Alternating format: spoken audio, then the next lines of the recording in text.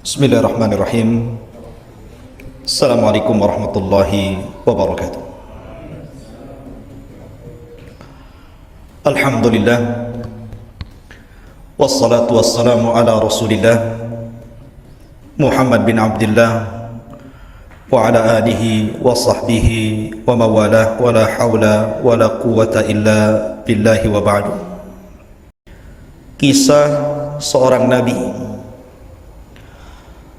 yang Allah subhanahu wa ta'ala berikan kekuasaan yang tidak diberikan kepada seluruh manusia, hanya dia saja. Bahkan Allah subhanahu wa ta'ala berikan kenikmatan kepada dia dari dua jalur. Pertama, Allah berikan kenabian, dan yang kedua, Allah berikan kekuasaan. Siapakah Nabi yang kita akan bahas? Nabi yang kita akan bahas adalah Nabiullah Sulaiman alaihi salatu wassalam. Dan kita akan petik dari kisah dalam surah An-Naml pada surah ke-15 sampai akhir daripada kisah, karena di antara Al-Quran yang banyak menjelaskan tentang kisah Sulaiman memang tertera di beberapa Al-Quran, ayat-ayat Al-Quran, tapi yang paling lengkap adalah di dalam surah An-Naml. Ma'asyiral muslimin yang dimuliakan Allah subhanahu wa ta'ala, Nabiullah Sulaiman alaihi salatu wassalam adalah nabi dari nabi-nabi Bani Israel, dan dia adalah satu di antara raja daripada raja-raja Bani Israel. Kita tahu bahwa raja Bani Israel yang pertama kali siapa? Talut. Itulah raja pertama Bani Israel. Kemudian raja yang kedua Nabiullah Dawud alaihi salatu wassalam. Dan raja yang ketiga, dan tidak ada raja setelahnya, adalah Nabiullah Sulaiman alaihi salatu wassalam. Inilah tiga raja Bani Israel, dan ketiga-tiganya Allah subhanahu wa ta'ala berikan keistimewaan. Tetapi Sulaiman Allah berikan keistimewaan melebihi ayahnya sendiri Daud, dan melebihi para nabi yang lainnya. Allah subhanahu wa ta'ala berfirman dalam suratul Naml, wa laqad atayna Dawuda wa Sulaimana ilmah, dan sungguh kami telah berikan ilmu kepada Dawud dan Sulaiman.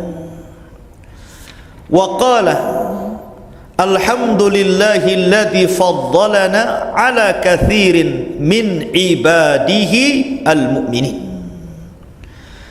Maka berkata keduanya, segala puji bagi Allah yang telah melebihkan kami dari banyak hamba-hamba Allah yang beriman. Dari sini menunjukkan bahwa nikmat yang Allah subhanahu wa ta'ala berikan kepada keduanya syukuri, dan harusnya seperti itu. Setiap orang yang Allah berikan nikmat apapun, maka selayaknya dia bersyukur akan nikmat yang Allah berikan kepadanya.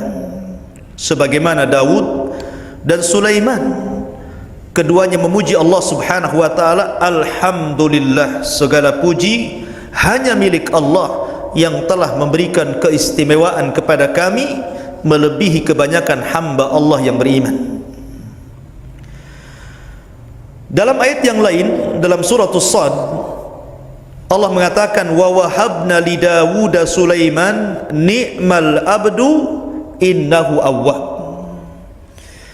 dan kami hibahkan, berikan kepada Dawud seorang anak namanya Sulaiman, dan sebaik-baik hamba adalah orang yang senantiasa bertobat kepada Allah subhanahu wa ta'ala.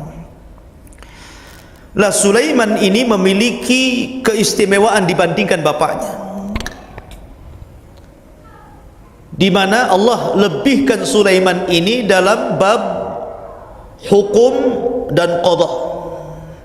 Jadi Sulaiman itu kalau memutuskan sebuah perkara, maka keputusannya sangat adil dan bisa menyelesaikan perkara. Dan itu Allah lebihkan dibandingkan bapaknya. Saya akan ceritakan beberapa kisah. Di zaman Nabi Allah Sulaiman alaihi salatu wassalam, pernah suatu ketika seseorang itu punya kambing. Kemudian kambingnya ini lepas dan memakan tumbuh-tumbuhan kebun orang lain. Padahal baru ditanam tuh tumbuh-tumbuhannya, dimakan sama kambing. Maka yang punya kebun ini tidak terima. Akhirnya kemudian datang kepada Nabi Allah Dawud alaihi salatu wassalam, minta perkaranya diselesaikan. Ini bagaimana ini? Kambing dia sudah masuk ke kebun saya, kemudian memakan tumbuh-tumbuhan yang ada di tempat saya. Maka Nabi Allah Dawud alaihi salatu wassalam memutuskan, tetapi putusannya kurang memuaskan. Akhirnya kemudian di waktu yang sama Nabi Allah Sulaiman ada di situ.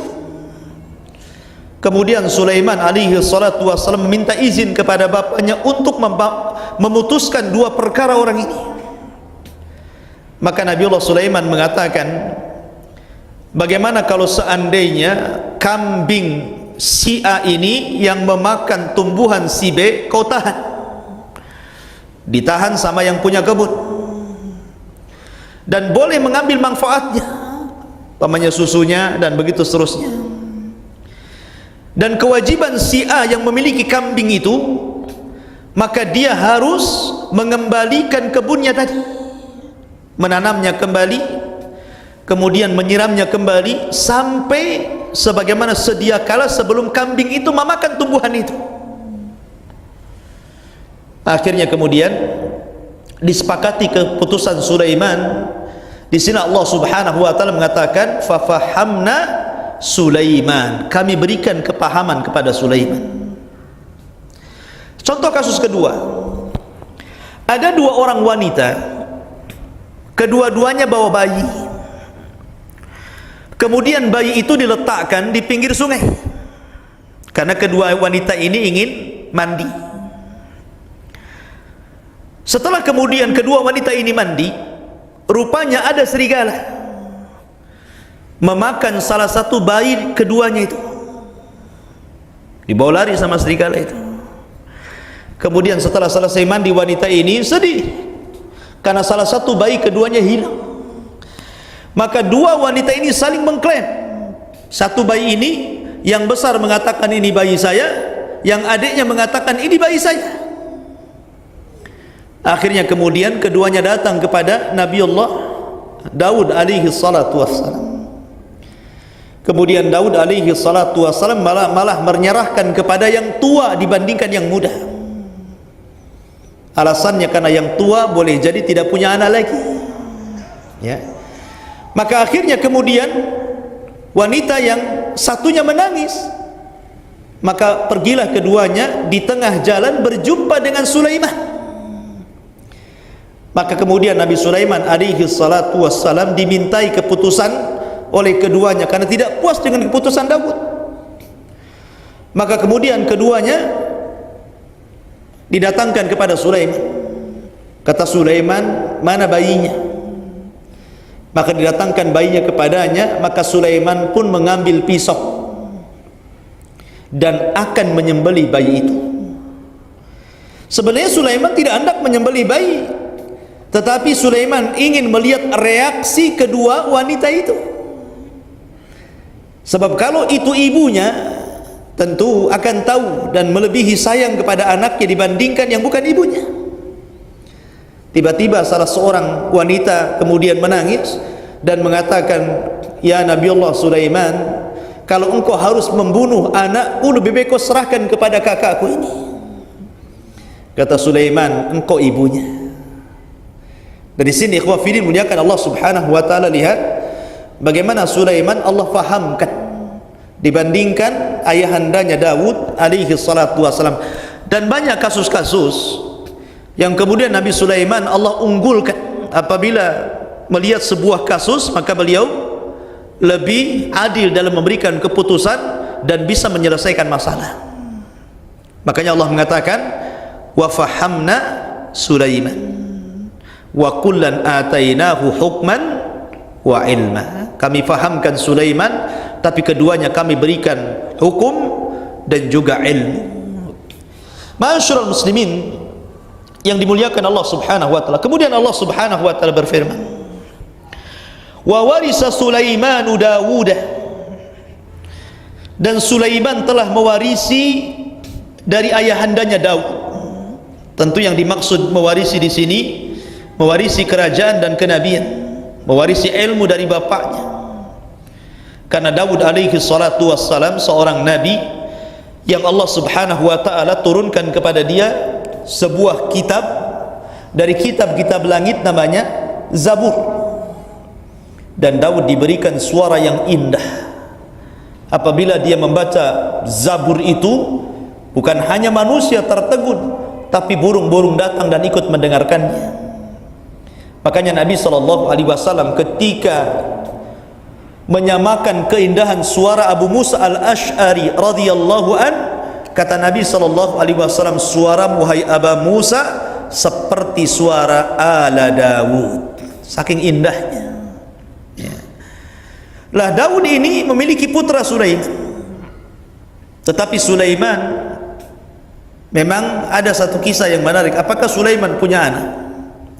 Sulaiman ini istrinya banyak, 100. Jadi dikisahkan dalam sebuah riwayat, pada satu malam Sulaiman berjanji untuk berhubungan dengan 100 istrinya, dan dia bersumpah agar setiap satu istrinya melahirkan seorang mujahid fi sabilillah. Tapi Sulaiman lupa mengucapkan insya Allah. Rupanya Allah tidak kabulkan kecuali satu.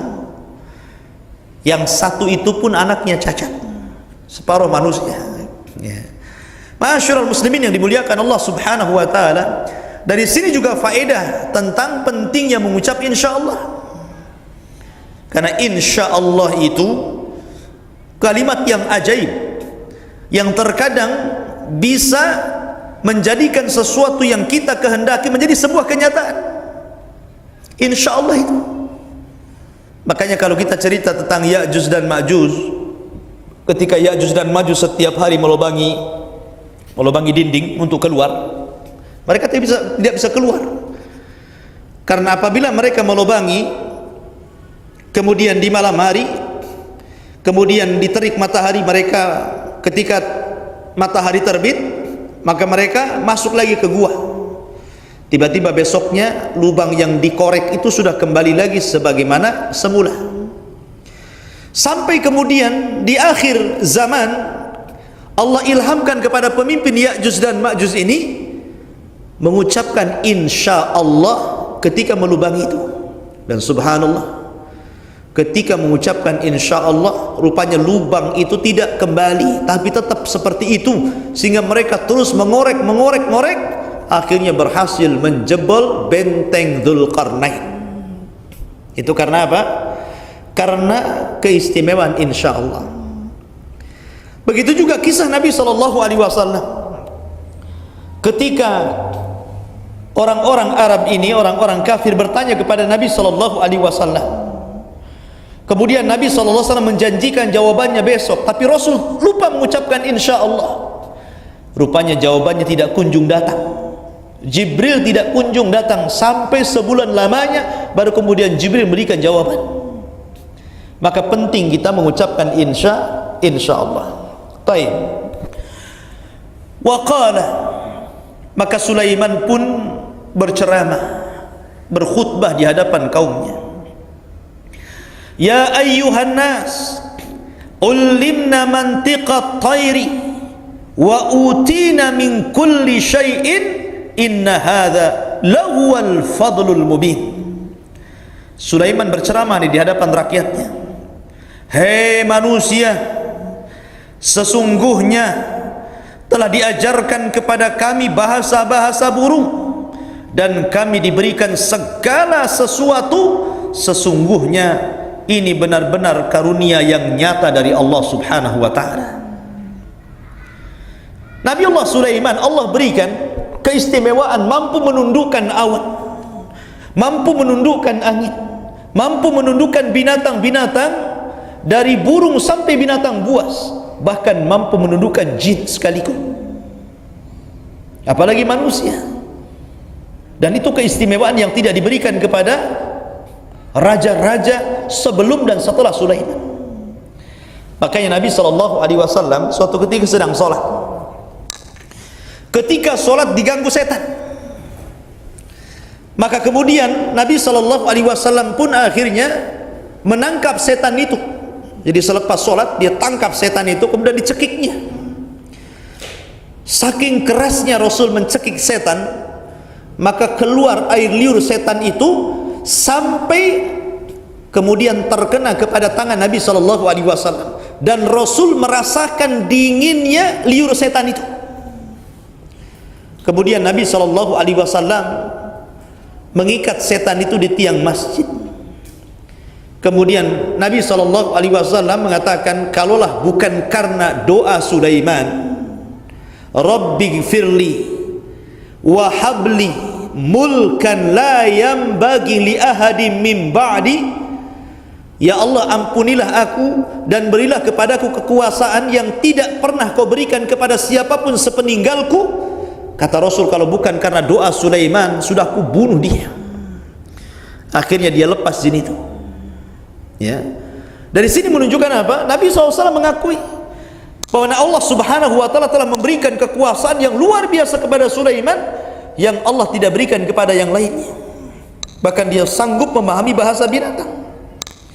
Jadi sampai suatu ketika Nabi Allah Sulaiman keluar bersama pasukannya, hendak melakukan istisqa. Karena ketika itu terjadi paceklik di zamannya, jadi tidak ada hujan lama. Akhirnya Sulaiman keluar bersama pasukannya hendak melakukan istisqa, minta hujan. Ketika sampai di lapangan, Nabiullah Sulaiman melihat semut sedang tengkurap. Semut sedang tengkurap ke atas gitu, dan tangannya sedang berdoa kepada Allah. Dan Sulaiman paham. Ya. Rupanya sebelum Sulaiman dan juga tentaranya melakukan istisqa meminta hujan kepada Allah, semut-semut itu sudah duluan istisqa meminta hujan kepada Allah.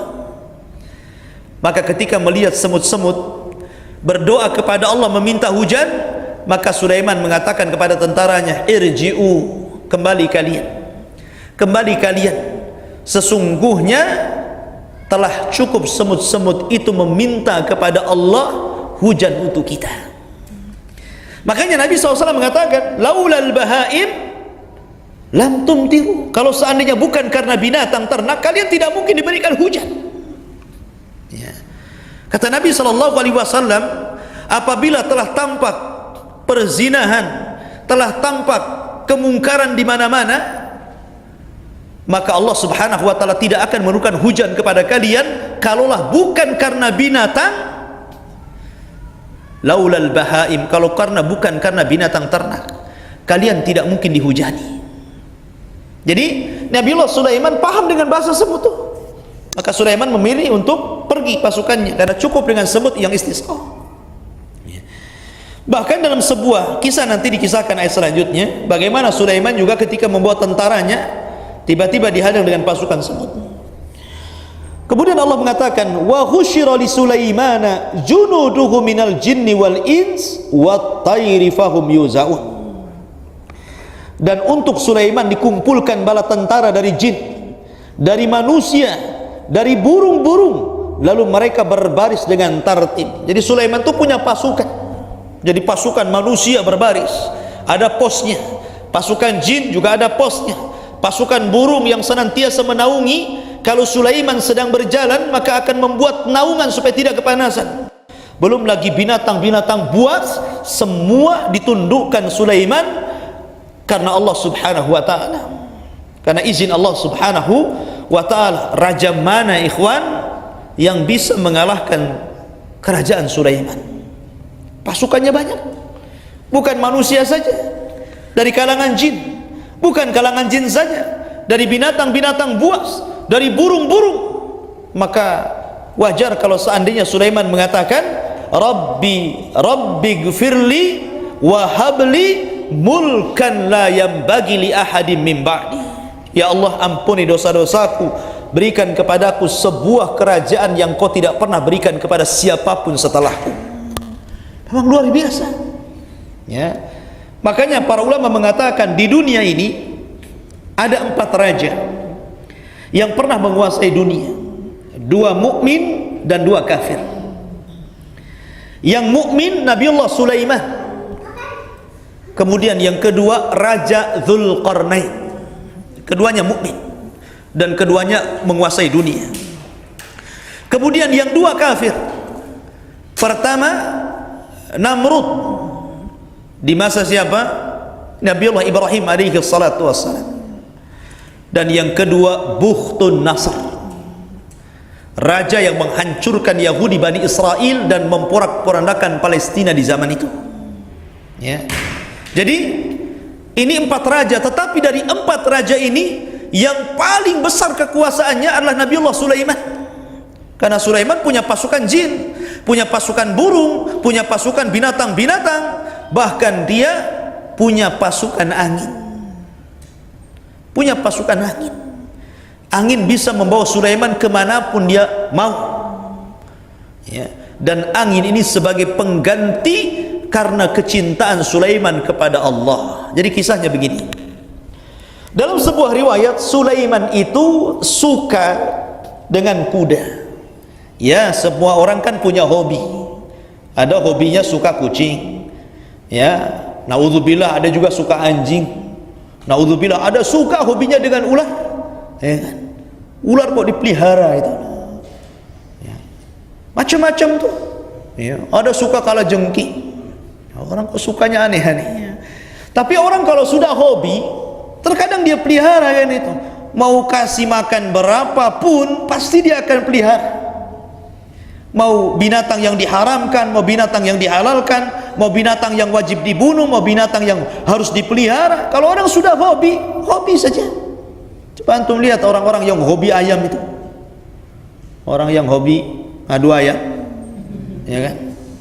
Itu ayamnya subhanallah, minumannya itu extra jos, karatindeng, ya kan? Jamunya telur ayam juga. Itu mandi dimandikan, kandangnya dibersihkan, ya, kutunya dicari dihilangkan, sampai seperti itu tuh, ya. Itu orang hobi tuh. Sehingga sesuatu hobi itu biasanya melalaikan. Hobi itu biasanya melalaikan. Hobi apapun melalaikan. Hobi bola melalaikan. Hobi itu melalaikan. Lah, ini pun terjadi kepada Sulaiman. Dan Nabi Allah Sulaiman alaihi salatu wassalam itu hobi kuda. Sangat hobi sangat dengan kuda itu. Kadang-kadang dia koleksi kuda-kuda yang bagus, kuda-kuda yang perang, kuda-kuda yang tunggangan dia yang cantik. Pokoknya hobi sekali dengan kuda. Terkadang seharian dia duduk saja memandangi kudanya, memandikan kudanya, mengelus-ngelus kudanya. Namanya hobi dengan kuda. Sampai suatu ketika Nabi Sulaiman ini dilalaikan dengan waktu sholat. Saking enaknya dia memandangi kuda, tanpa terasa matahari terbenam, akhirnya dilalaikan dari beribadah kepada Allah subhanahu wa ta'ala. Dari situ Sulaiman menyesal. Karena menyesalnya itulah akhirnya Sulaiman pun marah kepada kuda-kudanya. Akhirnya kuda-kudanya disembelih semuanya, kemudian disedekahkan dagingnya kepada fuqara wal masakin. Nabi SAW bersabda, man taraka syai'an lillahi awadallahu khairan minhu. Siapa yang meninggalkan sesuatu karena Allah, pasti Allah akan ganti yang lebih baik. Yakin antum? Kalau antum meninggalkan sesuatu karena Allah, Allah pasti akan ganti yang lebih baik itu. Ketika Sulaiman meninggalkan kuda-kudanya, hobi-hobinya ditinggalkan, bahkan disembelih kemudian disedekahkan dagingnya, dan dia lupakan dari kuda itu, padahal kuda itu adalah kuda yang sangat kencang sekali untuk berperang. Akhirnya Allah subhanahu wa ta'ala ganti dengan apa? Dengan angin. Ditundukkan angin kepada Sulaiman. Kalau naik kuda kan lama tuh, naik angin sudah sampai sana. Allah berikan ganti angin. Maka antum yakin ikhwan, kalau ada hal yang diharamkan Allah subhanahu wa ta'ala, kemudian antum belum mampu meninggalkannya, kalau antum yakin ketika meninggalkannya karena Allah, maka pasti Allah akan ganti yang lebih baik.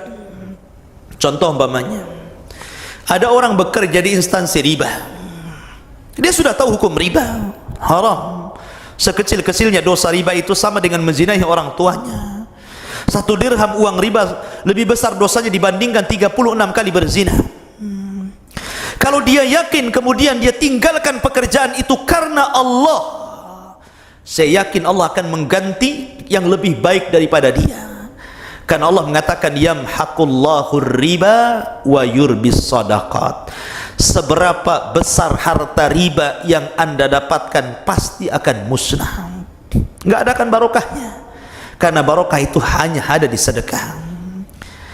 Ma'asyiral muslimin yang dimuliakan Allah subhanahu wa ta'ala. Dan itu banyak kisah-kisahnya, banyak kisah-kisahnya. Contohnya, dahulu ada anak muda, saya lupa namanya, disebutkan dalam tarikh. Anak muda ini tinggal di sekitar kota Mekah, seorang talabul ilmi. Dia tidak punya pekerjaan sehingga dia harus mencari pekerjaan untuk mengambil sesuap nasi. Akhirnya berangkatlah anak muda ini ke haram. Di tengah jalan anak muda ini menemukan satu kantong, rupanya isinya berlian yang luar biasa mahalnya. Dalam hatinya, seandainya berlian ini kujual, tentu aku akan kaya raya dan akan tidak kesusahan. Tapi pikiran ini dihapus lagi. Ini nggak benar nih, ini berlian punya orang, ini nggak benar, bukan, aku tidak mau. Akhirnya perang tuh hatinya. Pulang dia ke rumahnya, disimpanlah perhiasan itu. Dia balik lagi ke haram. Sampai di haram ada kakek-kakek tiba-tiba naik di atas tempat yang tinggi dan mengatakan, siapa yang menemukan menemukan bungkusan yang ada perhiasannya di situ, aku akan berikan upah sekian dan sekian. Anak muda ini kebetulan tidak punya uang. Maka dia ngomong sama kakek itu, saya yang menemukannya. Kakek bisa datang ke rumah saya. Diajaknya kakek itu. Kemudian ketika sampai di rumahnya, sebelum anak muda memberikan, anak muda ini menguji kakek itu dulu. Warna kantongnya seperti apa, isinya apa, berapa, dan begitu seterusnya. Karena memang itu miliknya, dia bisa menjelaskan secara persis kantongnya warnanya ini, isinya ini, gitu kan? Maka anak muda ini memberikan kantong itu. Kata sang kakek, karena engkau sudah menemukan kantong itu, aku akan berikan upah. Tapi anak muda ini ingin menolong kakek itu karena Allah. Dia mengatakan, tidak usah, upahku dari Allah subhanahu wa ta'ala. Ambil kantong ini, saya serahkan kembali upahnya. Karena Anda seorang musafir, Anda butuh uang ya. Kisah ini berlalu begitu saja, sudah sampai di sini kisah ini. Sampai akhirnya suatu ketika anak muda ini, karena sudah pusing cari kerjaan di sekitar haram, maka anak muda ini pun ingin berlayar keluar, ingin mencari pekerjaan di luar. Naiklah dia kapal. Kemudian Allah subhanahu wa ta'ala takdirkan kapal itu terguling di tengah lautan, dan tidak ada yang selamat kecuali anak muda itu ya. Rupanya dia terdampar di sebuah desa, di sebuah badui. Dia nggak kenal siapapun di situ. Akhirnya kemudian ketika dia sadar, dia berusaha untuk mencari-cari kampung, meminta pertolongan. Rupanya ketika dia masuk ke sebuah kampung, pertama kali ditemui adalah masjid. Dan masjid itu sudah lama tidak ditempati. Masjid itu sudah lama kosong, kotor. Akhirnya dia pun, karena orang yang saleh, talabul ilmi, dia bersihkan masjid itu. Kemudian dia pun azan ketika sampai waktu sholat. Ketika terdengar suara azan, satu kampung kaget, karena masjid itu belum pernah ada orang berkumandang azan. Maka semua orang datang, aneh siapa yang azan. Karena orang-orang jahil, orang-orang badui, tidak tahu agama.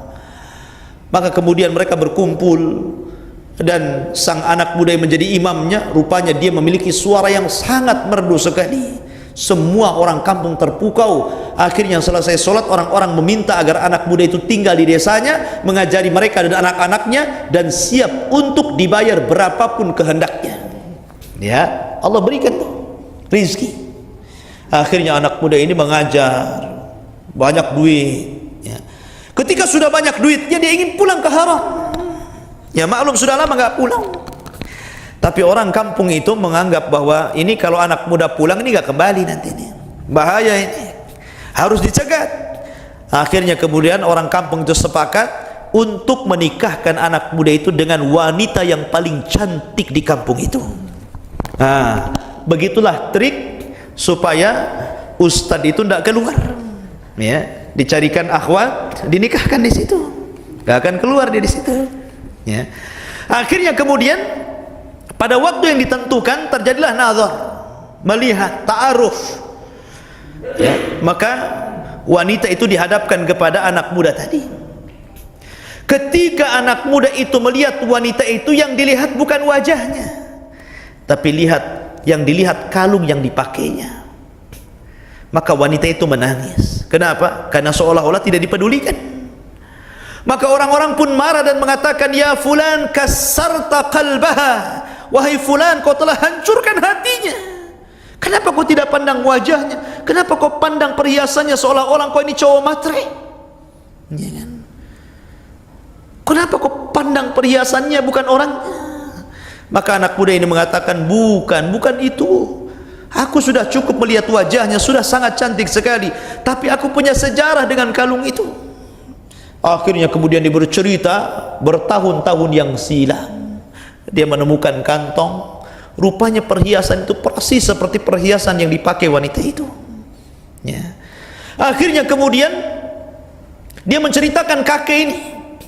Kemudian orang-orang tiba-tiba setelah mendengar cerita anak muda, semuanya takbir, Allahu Akbar, Allahu Akbar katanya. Anak muda ini heran, ada apa? Maka orang-orang mengatakan, wahai fulan, cerita yang kau ceritakan itu persis seperti cerita orang tua gadis ini, tidak kurang tidak lebih. Kakek yang kau temui itu adalah orang tua gadis ini. Dia pun cerita dengan cerita yang sama. Bahkan ketika dia bercerita di hadapan kami, dia bersumpah kepada Allah, wallahi demi Allah, kalau seandainya usiaku masih panjang, aku hendak menjodohkan putraku dengan laki-laki itu. Ya. Tapi kemudian meninggal dunia sebelum itu.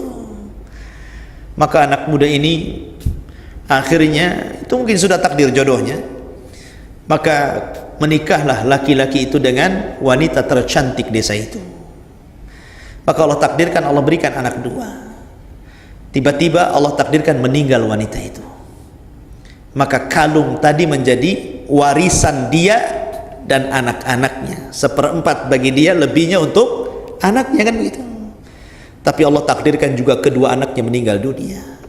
Maka kalung itu murni milik dia.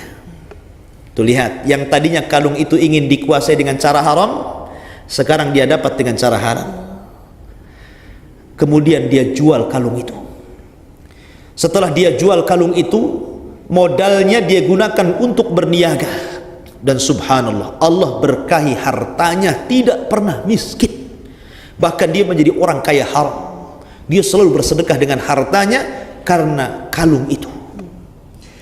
Itulah sabda Nabi SAW, apa? Man taraka syai'an lillahi awwadallahu khairan minhu. Siapa yang meninggalkan sesuatu karena Allah, Allah ganti yang lebih baik. Begitulah Sulaiman. Ketika dia menyembelih semua hobi kuda-kudanya, Allah ganti yang lebih baik. Allah datangkan angin kepadanya. Ya, makanya ada satu kisah yang disebutkan dalam kitab tafsir Jalalain, kalau tidak salah. Jadi Allah alam kisah ini, apakah kisah ini sahih, tapi kisah ini masyhur. Jadi ketika Nabi Allah Sulaiman alaihi salatu wasallam sedang berada di ruangan bersama menterinya, salah satu menterinya berada di ruangan. Tiba-tiba kemudian ada yang menggedor pintunya. Maka Sulaiman pun membuka pintu tersebut. Rupanya dilihatnya ada orang yang menakutkan. Dan orang ini terus memandang menterinya Sulaiman sampai dia ketakutan. Habis itu berbisik-bisik dengan Sulaiman, kemudian dia pergi. Maka menterinya ini mengatakan, ya Sulaiman, siapa orang itu? Menakutkan sekali, pandangannya tajam kepadaku. Kata Sulaiman, tahu enggak kamu siapa dia? Dia malakul maut, dia malaikat maut katanya. Wah, makin takut dia kan, karena sudah dipelototi masalahnya, ya kan. Akhirnya dia sudah nggak enak sendiri tuh menterinya itu. Jangan-jangan dia akan mencabut nyawaku, wahai Sulaiman. Tolong terbangkan aku Sulaiman. Lihat, karena Sulaiman itu bisa apa? Menundukkan angin. Ya, tolong terbangkan aku Sulaiman, terserah kemana kau kesukai. Maka akhirnya Sulaiman pun menerbangkan menterinya ini dengan angin yang diperintahkan karena Allah.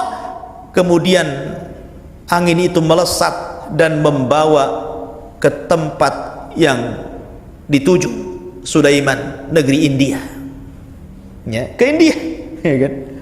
Rupanya ketika sampai di tempat itu, orang yang tadi menakutkan sudah nunggu di situ, ya kan? Idza jaa ajaluhu la yastakhiruna sa'atan wa la yastaqdimun. Kalau ajalnya sudah datang, tidak mungkin kemana. Coba dia nggak diterbangkan, selamat dia kan, begitu. Begitulah memang takdir Allah. Memang di situ dia harus meninggal. Ya. Tapi di sini bagaimana Sulaiman menundukkan angin, membawa menterinya ini dengan angin sampai ke India. Padahal Sulaiman di mana? Palestina. Sulaiman kan di Palestina. Ini India jauh, ya kan? Sebagaimana ketika Sulaiman memindahkan kerajaan Balkis, nanti ceritanya. Ratu Balkis di mana? Yaman. Sulaiman di mana? Palestina. Istana dibawa sampai ke Palestina. Ya. Masyarul muslimin yang muliakan Allah Subhanahu wa taala. Kemudian Allah mengatakan, hatta idza atau ala wadin namli qalat namlatun ya ayyuhan namlu dkhulu masakinakum la yakhtimannakum Sulaiman wa junuduhu wa hum la yash'urun. Hingga ketika mereka sampai di lembah semut. Jadi pasukan Sulaiman sedang berjalan ke Asqalan masih dari Palestina. Kemudian di tengah jalan tiba-tiba Sulaiman mengatakan, berhenti kalian semuanya. Kaget pasukan, ada apa ini? Kemudian Sulaiman perhatikan ke bawah. Rupanya ada rombongan semut sedang berjalan. Sulaiman tahu, ya. Dan antum tahu semut Sulaiman itu pantatnya nungging ke atas, besar, ya. Saya lihat waktu di Yaman, ya. Jadi di sana ada semut-semut Sulaiman, orang sana menyebutnya semut Sulaiman, dan burung hudhud. Burung hudhud itu bau, ya, tapi cantik warnanya, ya. Di waktu saya tinggal di Ma'rib, banyak burung hudhud itu sama semut-semut Sulaiman. Jadi agak besar dia bentuknya dibandingkan semut biasa. Jadi ketika itu disebutkan dalam Al-Quran, hingga ketika mereka sampai di lembah semut, lembah Asqalan, berkatalah seekor semut, wahai semut-semut, masuklah kalian ke dalam sarang-sarang kalian, agar kamu tidak diinjak oleh Sulaiman dan bala tentaranya, sedangkan mereka tidak menyadarinya. Lihat kata-kata semut. Semut mengatakan, la yakhtimannakum Sulaiman, agar Sulaiman tidak menginjak kalian. Mereka tidak mengatakan agar Sulaiman tidak membunuh kalian, ya, karena Sulaiman tidak pernah membunuh semut, ya. Makanya di sini ketika itu Sulaiman mendengar suaranya. Semua orang tidak mendengar kecuali Sulaiman. Sulaiman yang mendengar itu.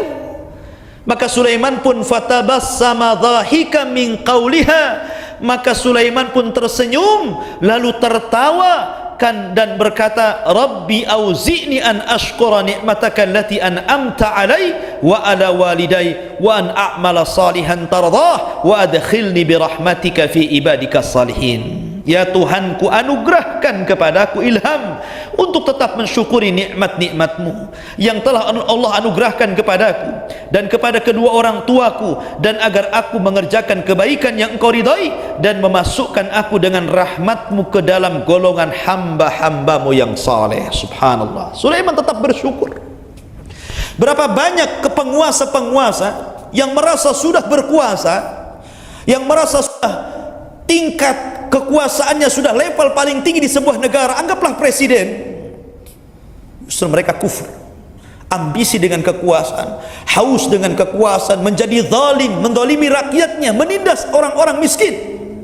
Tapi Sulaiman tidak demikian. Ya. Dan di sini ada akhlak yang luar biasa. Bagaimana Sulaiman melontarkan senyum kepada semut. Kalau semut saja dilontarkan senyum oleh Sulaiman, maka tentu manusia harus antum lebih senyum lagi kepada mereka. Semut saja diberikan akhlak, diberikan contoh Sulaiman. Sulaiman tersenyum kepada semut. Ini mah kita susah mau senyum kepada orang. Senyum itu kalau ada udang di balik batu saja. Ya. Kalau nggak ada udang di balik batu ya nggak senyum. Jadi senyum itu akhlak. Makanya akhlak manusia itu terdiri daripada 3 anggota badan: kepala, tangan, dan tubuh. Itu akhlak. Ya. Kepala, senyum, ucapan yang baik, ya kan? Kemudian mata yang tidak melotot, ya. Itu adalah akhlak. Tangan suka membantu, menolong. Kemudian badan, apabila antum bicara dengan orang, jangan memalingkan. Hadapi orang itu, walaupun antum anggap ini orang biasa, mungkin antum anggap ini orang jauh lebih rendah dibandingkan antum, tetap antum hargai dia. Itu namanya akhlak, ya kan? Maka Sulaiman mengajarkan akhlak senyum.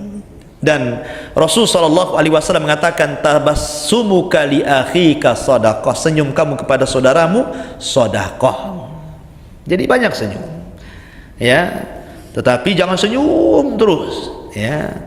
Jangan senyum terus, nanti dianggap gila, ya. Atau tidak pernah senyum, ini dianggap serius. Dan juga letakkan senyum pada orang yang tepat. Jangan setiap ketemu akhwat antum senyum, senyum gitu kan. Ini apa ini kan gitu ya. Jadi ada tempatnya. Baik.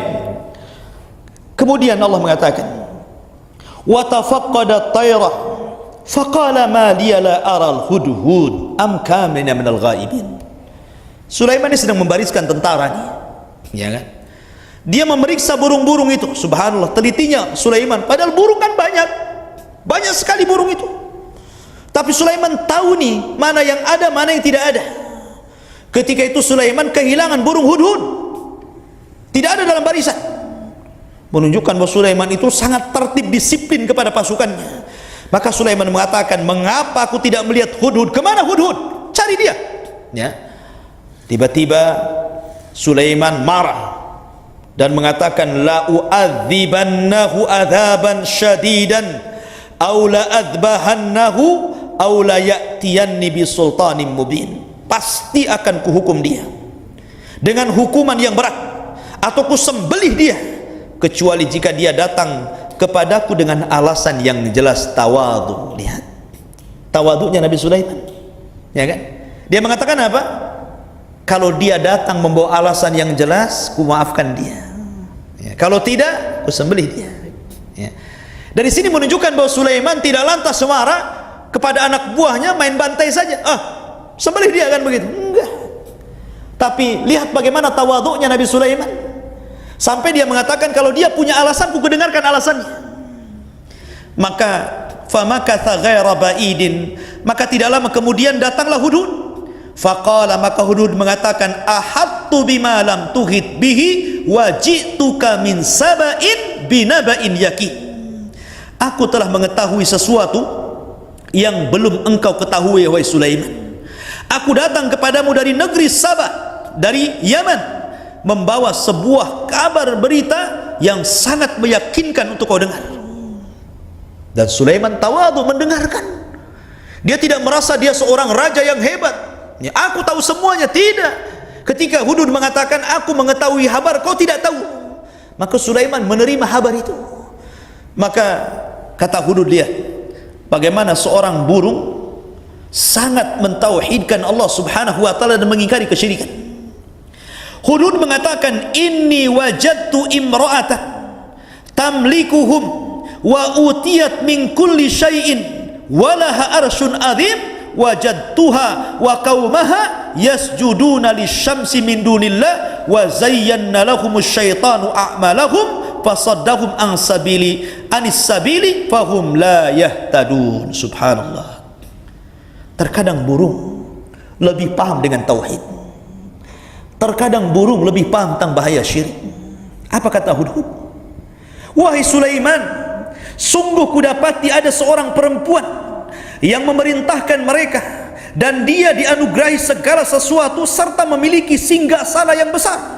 Namun kudapati dia dan kaumnya menyembah matahari bukan kepada Allah, dan setan telah menjadikan tersesat indah bagi mereka, perbuatan-perbuatan buruk bagi mereka, sehingga menghalangi mereka dari jalan Allah, maka mereka tidak dapat petunjuk.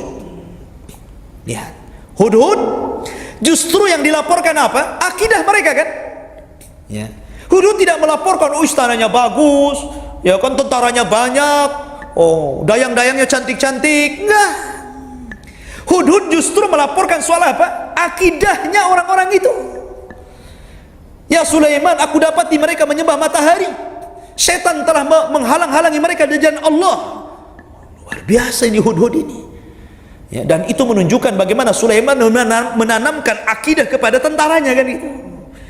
Bagaimana tentaranya dididik untuk menyembah hanya kepada Allah Subhanahu wa taala.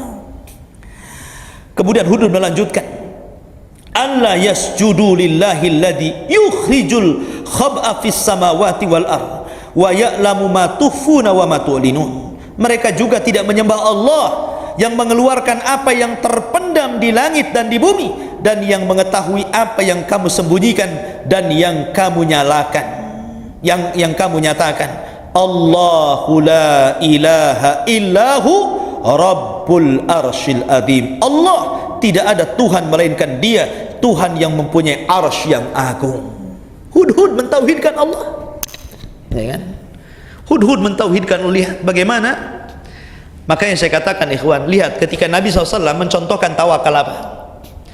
Lau kuntum tatawakkaluna ala Allah la ruziktum kama yurzaqut tayru yaghdu himasan wa taruhu bitanan.